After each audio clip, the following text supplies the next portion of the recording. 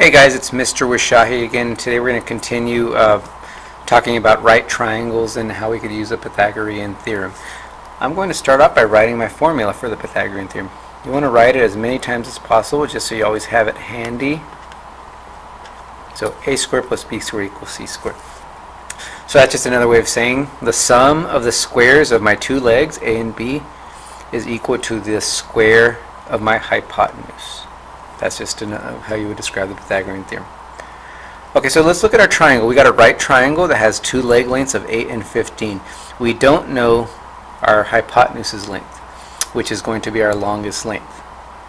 Okay, but we do know that it's going to be the longest length, so it definitely has to be longer than 15. Alright, so let's use our formula. First thing you do is label the sides of your triangle. I know this is my hypotenuse because it's the longest line and it is opposite for my right triangle. So I'm going to label that C. And then let's label our legs. It doesn't matter which one's A or B over here, but it does matter which one is C. Okay, let's plug them into your formula. 8 is going to be A, so 8 squared. 15 is going to be your B, so 15 squared. And we don't know C squared. So now let's calculate it out. So 8 squared plus 15 squared, that gets you 289.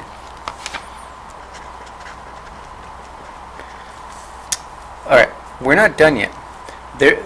This is not the length of C. This is a square of C. So if I were to draw a square on length C, it would have an area of 289 units. So we're not done. We have to get the length. So that means you have to square root it. Because the opposite of squaring, or the inverse of squaring, is square rooting. So this is where you could use your calculator in the square root function.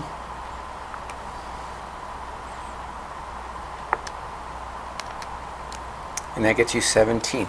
So that means the length of side C is 17. Okay, so you want to make sure that you plug in or substitute the right values in the correct spot and then square root it. Let's do one more example. Okay, I'm going to rewrite my formula. A squared plus b squared equals c squared. I'm going to label my lengths. This is C because it is opposite of the right triangle, or I'm sorry, the right angle. These will be my A's and B's, my legs. Substitute them in your formula. 30 squared plus 40 squared equals c squared. Okay, let's calculate them out. 30 squared plus 40 squared, that gets you 2,500. So again, 2,500 is not the length of C, it is the square of C. So we have to undo that square by square rooting. So I'm going to square root 2,500 and you have 50. That means the length of side C is 50.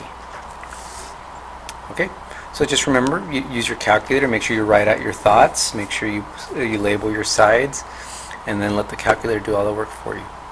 Alright guys, so that's solving for the length of a hypotenuse with the Pythagorean theorem.